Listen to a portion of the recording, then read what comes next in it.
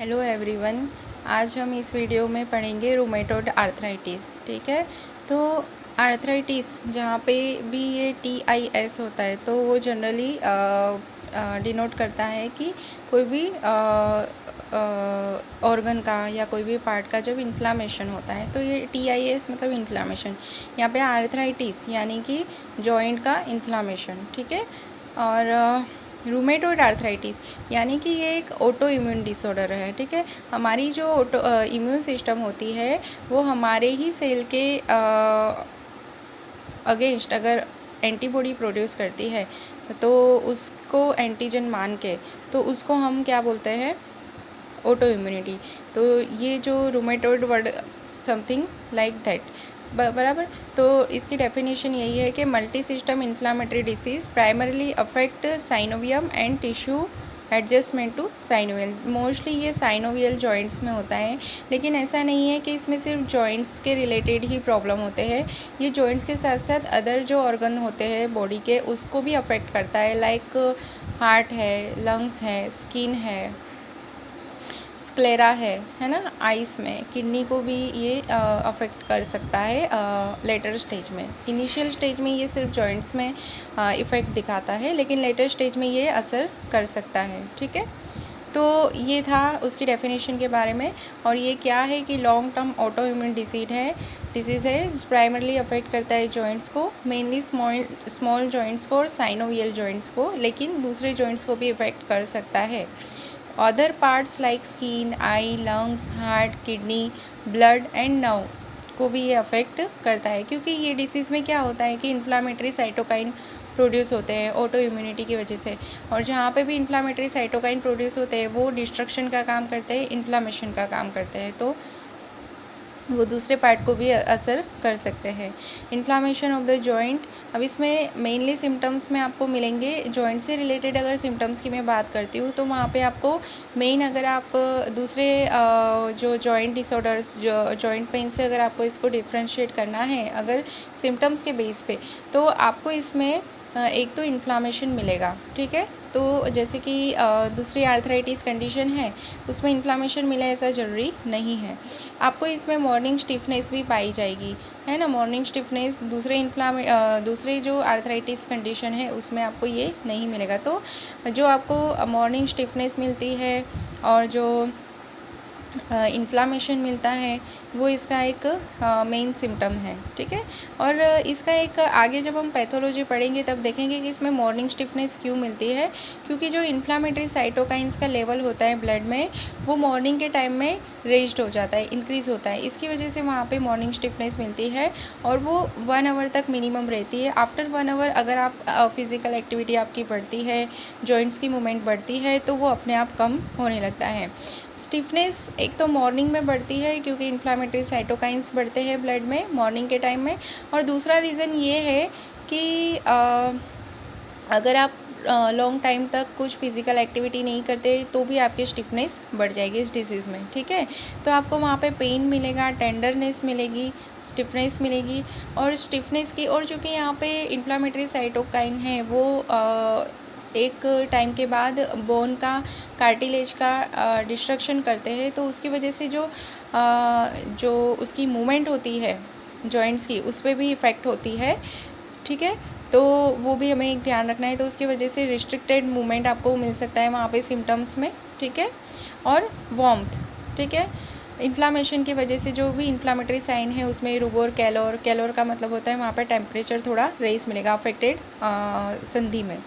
उसके बाद अगर हम देखेंगे कि कॉजेटिव फैक्टर्स क्या है, तो अभी तक इसका मेन कॉजेटिव फैक्टर्स अभी तक फाइंड आउट नहीं हुआ है, इट इज़ अननोन, बट माना जाता है कि जो भी जेनेटिक म्यूटेशन है उसकी वजह से ये डिसीज़ होता है।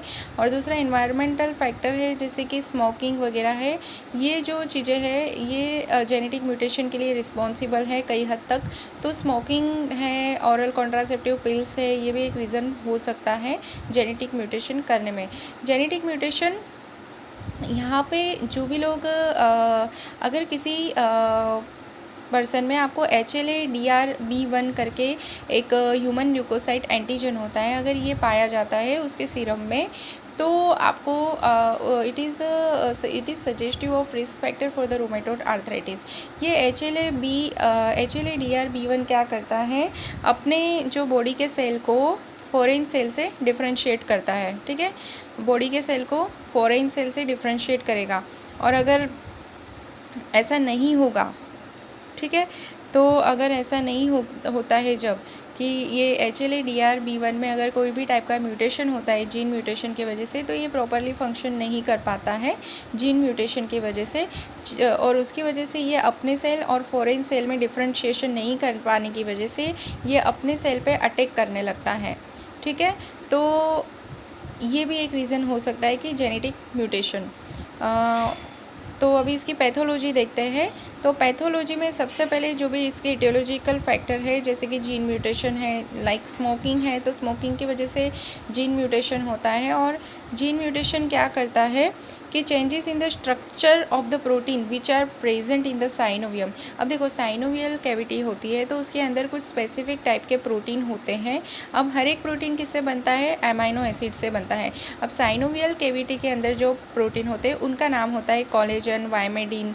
ये इसके एग्जाम्पल है प्रोटीन के, जो कि साइनोवियल कैविटी में प्रेजेंट होते हैं।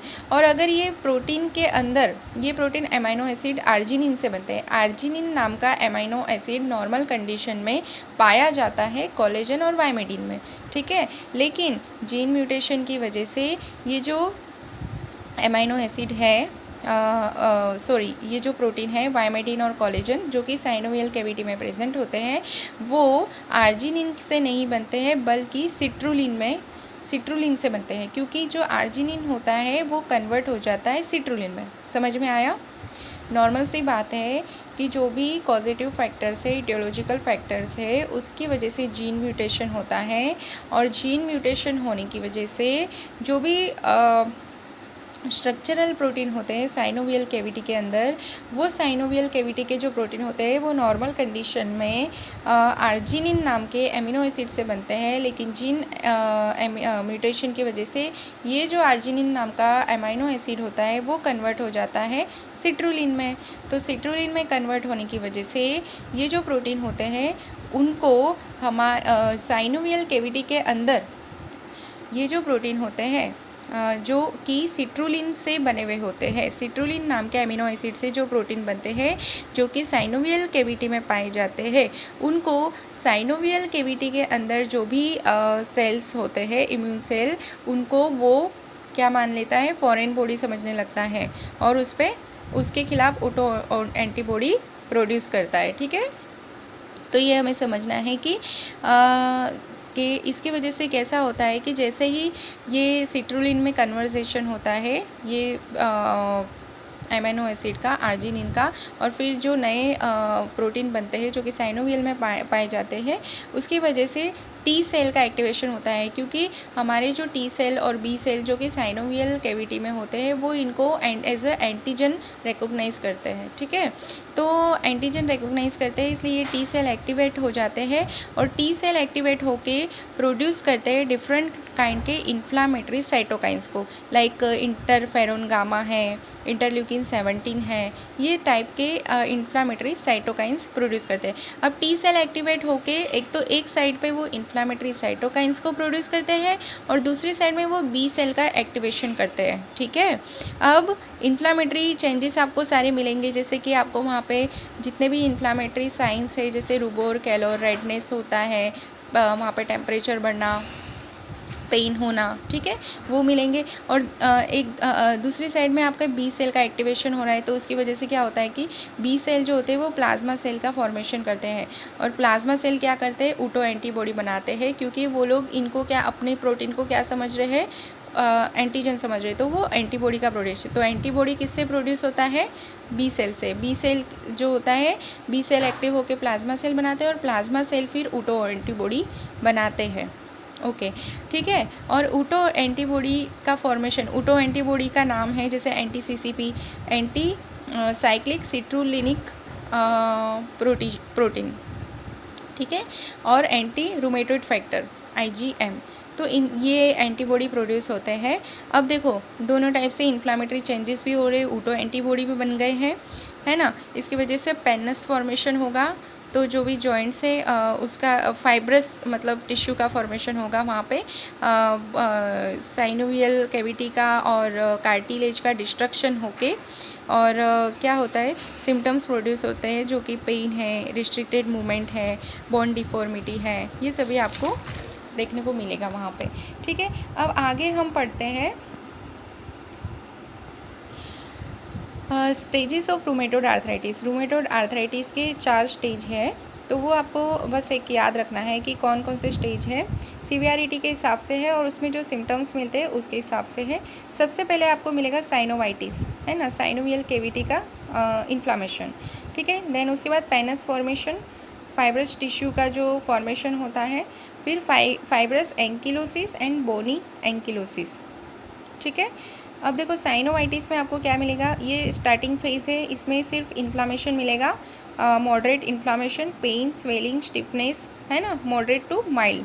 देन उसके बाद पेनस फॉर्मेशन, इसमें डैमेज होना स्टार्ट हो जाएगा क्योंकि ऑटो एंटीबॉडी बनने लगते हैं, वो हमारे ही जो सेल्स होते हैं उस पर अटैक करते हैं, लाइक कार्टिलेज है जॉइंट्स पे, तो उसकी वजह से आपको डैमेज होगा कार्टिलेज और जॉइंट का, पेन मिलेगा, लॉस ऑफ मूवमेंट मिलेगा। Then third one is fibrous ankylosis. Okay, so that is bone erosion, उसमें पेन, स्वेलिंग, स्टिफनेस सारे सिम्टम्स बहुत बढ़ जाएंगे।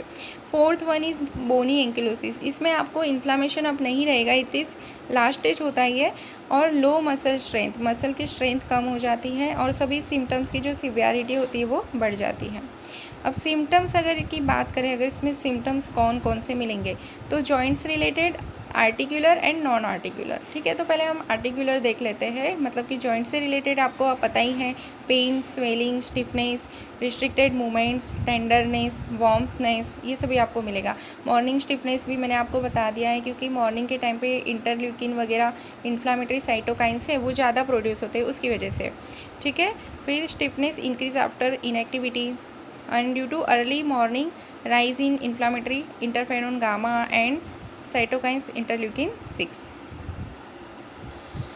इसके बाद है कि जॉइंट डिफॉर्मिटीज़, तो जॉइंट डिफॉर्मिटी में आपको अल्नर डेविएशन, जब डिस्ट्रक्शन शुरू हो जाता है तो अल्नर डेविएशन है, स्वान नेक डिफॉर्मिटी है, बटन हॉल डिफॉर्मिटी है, जेड डिफॉर्मिटी है। इसमें ये सारी डिफॉर्मिटी में फ्लेक्सन, एक्सटेंशन आपको रिस्ट्रिक्टेड मिलेगा। फिर अदर जो सिम्टम्स है, अदर मतलब कि जॉइंट्स के अलावा जो अदर ऑर्गन्स में मिलते हैं, जैसे आई है तो वहाँ पे आपको स्क्लेराइटिस, एपिस्क्लेराइटिस मिल सकता है। स्किन है तो वहाँ पे आपको रूमेटोड नोड्यूल मिलते हैं, वेस्कुलाइटिस, है ना, वो मिल सकता है क्योंकि वेसल्स पे भी इसका असर होता है कुछ हद तक। लंग्स में अगर देखोगे तो लंग्स में भी फाइब्रोसिस हो जाता है। फिर एक्सुडेटिव प्लूरल इफ्यूज़न मिलेगा आपको। फिर अगर हार्ट और ब्लड वेसल्स की बात करें तो आपको वहाँ पे atherosclerosis, then myocardial infarction, pericarditis, endocarditis, यानी कि सूजन से रिलेटेड सारी प्रॉब्लम, सब जहाँ पे भी ये जाता है वहाँ पे सूजन तो करता ही है। ब्लड में अगर देखोगे तो वहाँ पे आयरन डेफिशिएंसी एनीमिया मिलेगा, क्योंकि ये जो रूमेटोड आर्थराइटिस है वो इफ़ेक्ट करता है हेप्सिडिन के लेवल पे। हेप्सिडिन एक एंजाइम है जो कि हेल्प करता है आयरन के एब्सॉर्प्शन में, और ये बढ़ जाता है, इसका लेवल ऑल्टर होने की वजह से आयरन का एब्सॉर्प्शन प्रॉपरली नहीं हो पाता है बॉडी में, और उसकी वजह से वहाँ पे आयरन डेफिशिएंसी एनीमिया आपको मिल सकता है। आरबीसी भी कम हो सकते हैं, डब्ल्यूबीसी कम होंगे। देन प्लेटलेट बढ़ सकती है क्योंकि यहाँ पे बहुत सारी डिस्ट्रक्टिव प्रोसीजर हो रही है, तो वहाँ पे प्लेटलेट एग्रीगेशन के लिए, है ना, कोएगुलेशन के लिए आ सकती है। रीनल में रीनल एमाइलोइडोसिस, लीवर में अगर देखो तो ऑटोइम्यून हेपेटाइटिस मिल सकता है। न्यूरोलॉजिकल में पेरिफेरल न्यूरोपैथी। देन टीथ में अगर देखो तो पेरिडोनाइटिस मिल सकता है। ठीक है, तो दिस आर द सिम्टम्स।